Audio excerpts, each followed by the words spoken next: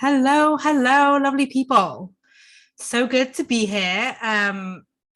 Today's going to be short and sweet because I am going on vacation and I'm talking about 4 nights in a hotel where they've got a crash.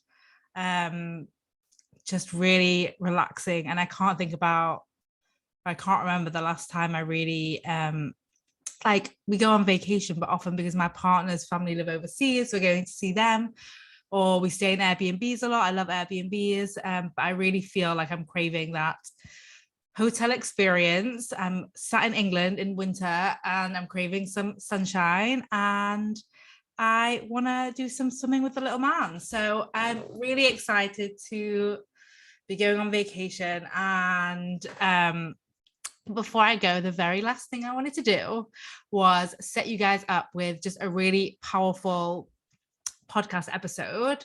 This is going to be one that you probably going to want to listen to again, and I encourage you to allow yourself to listen to it once and then come back and take notes, or even as you are listening, think about like what really stands out for you and pick something and implement on it. That's going to be the difference.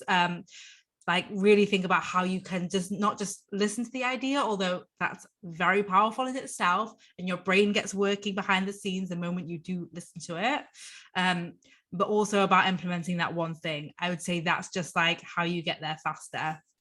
I would say be mindful of telling yourself that you have to do all 8 things at once, and just really pick one thing to practice today. I think of Clueless, the movie, where she's like, I hope not sporadically. Sorry about my terrible American accent, but she picks a word of the day to practice. So you could pick one of these to practice. You could even listen to mine and riff off and create your own based off of like how it gets your own brain thinking.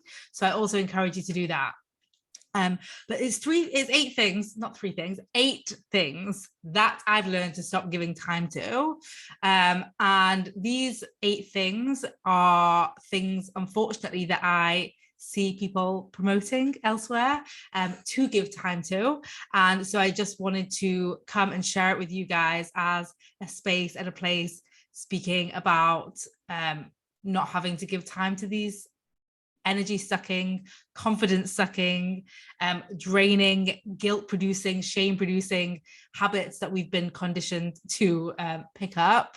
So I know that can sound a little bit extreme, but it really is what I see out there and what I help so many of my clients with.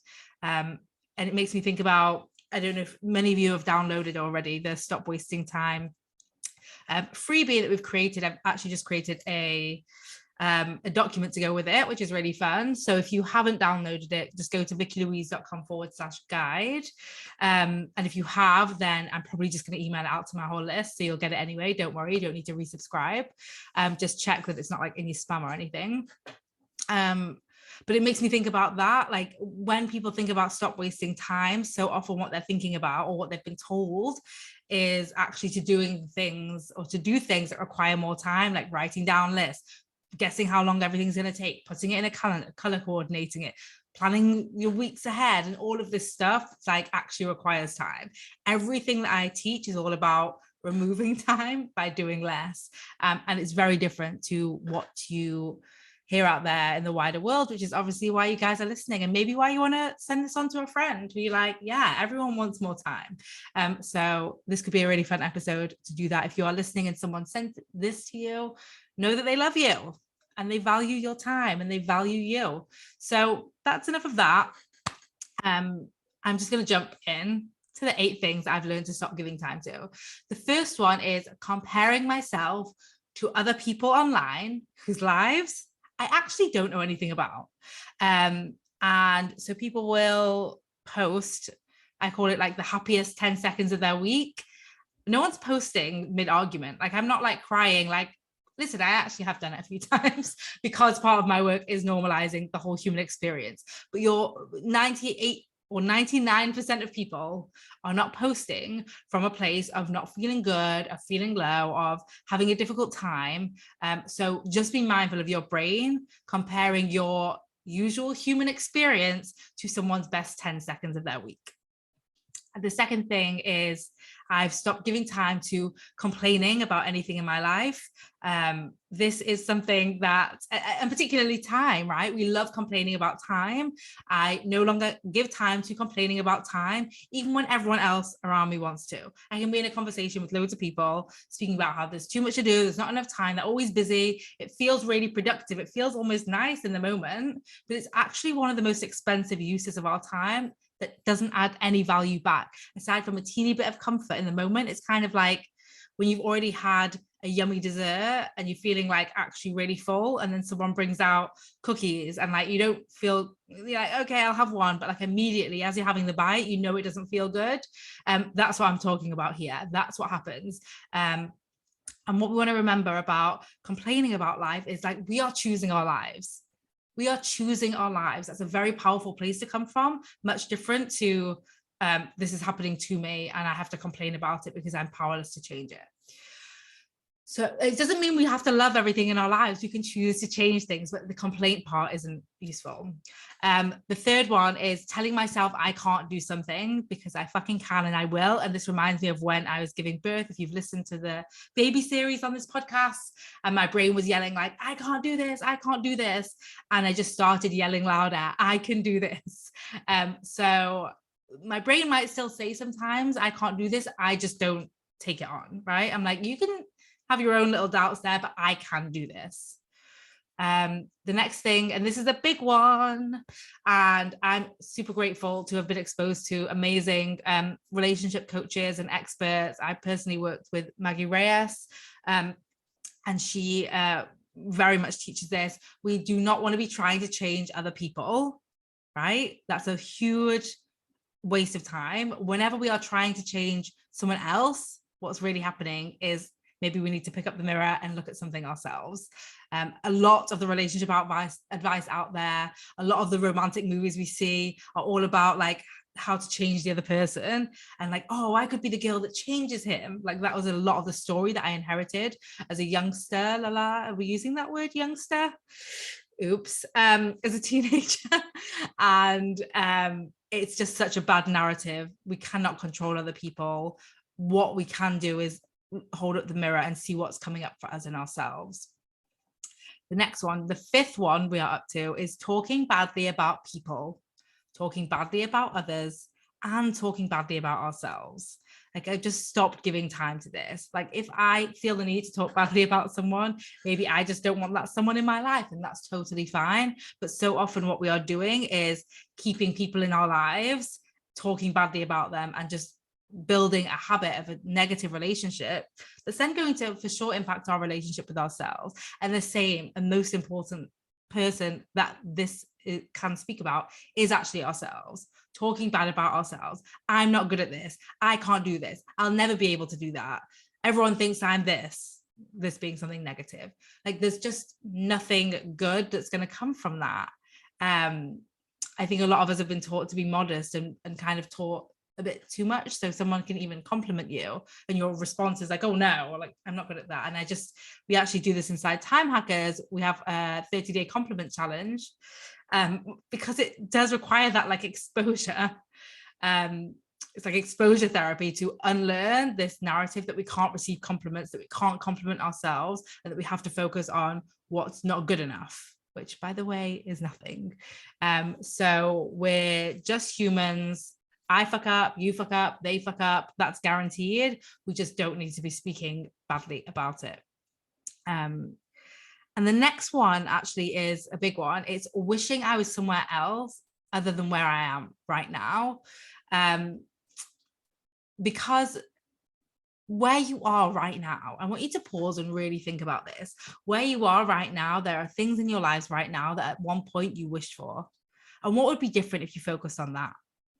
What would be different if you woke up in the morning, you were like, what's one thing in my life right now that is something that I wished for at one point in time?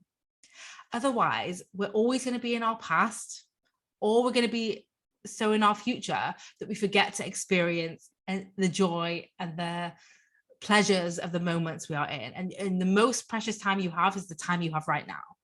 That's the most precious time you have. That's the most valuable time you have. So how can you bring yourself back there? How can you appreciate appreciate on it even more. So that's a big one that, you know, I think so often we're told to like look to our past to see why we are how we are, or, you know, be in our future. That's the fastest way to get there. It's definitely something I speak about with my clients, but not at the cost of right now. Okay. The next one is a really fun one. I'm no longer available for explaining no. Now, it doesn't mean that I will never explain no, but I don't have to. There's no like, I have to explain myself. If someone wants, you know, I get a lot of DMs or people emailing me asking all kinds of different things or selling me different things. And I just don't have to say anything but no, I really don't. And that just has saved so much thought and mental energy and physical energy of like, oh, I don't need to come up with a reason. I don't need to explain myself to every single human who wants to put an offer in front of me. It's not to say, you know, never put an offer in front of people, but don't expect them to give reasons. That can be with making plans, with going to events, it can be with going on trips, it can be with buying things, it can be with so many different areas where you just don't have to explain a no. I can't wait for the world where we never have to explain a no, just like we don't really explain a yes. It's not like, do you want to come to mine for lunch? Yes, actually, I really want to come because I've been meaning to speak with you. Like, we don't expect an explanation in the yes. We don't need an explanation in the no. And this last one I'm going to drop on you. This is a big one that I see online that you're made to feel bad about, unfortunately. And I'm just telling you that you don't have to feel bad about it. And releasing the guilt around these things has been the most freeing, liberating, empowering step that I've taken. So I really want to encourage you to pick these ones and also maybe even add to them. And that is, I've no longer got time to feel guilty about scrolling social media. I've no longer got time to feel guilty or giving time. Not got time, I'm no longer giving time to feeling guilty about watching Netflix, even if I watch like a whole season, even if I'm binging. I no longer feel guilty about eating cake. I love cake, having a glass of wine. I enjoy wine. I mean, if you enjoy more than a glass of wine, same for you, whatever. But the whole guilt around that stuff just takes away the pleasure and you know, actually ends up typically with us doing it more and just feeling worse about ourselves. There's no value add to any of the things that I've spoken about. So which one of these are you going to pick today? Which one are you going to practice? And like I said, you might want to go back and re-listen. You can even, if you want, post in your Instagram stories and tag me with the one that you've picked and let me know and I will see it. Or is there one that you would add? Maybe there's a few that you would add. Maybe you want to make your whole list. And really, there might be some that you've already done really well. So I just want to encourage you to celebrate that too. Your time is super precious. You can't get it back. At the end of your life, you're not going to wish that you gave any more time to any of these things. I promise you. So that's it from me. Have a lovely week. Stop giving time to things that were never valuable for your time to begin with. All right, loves. Bye.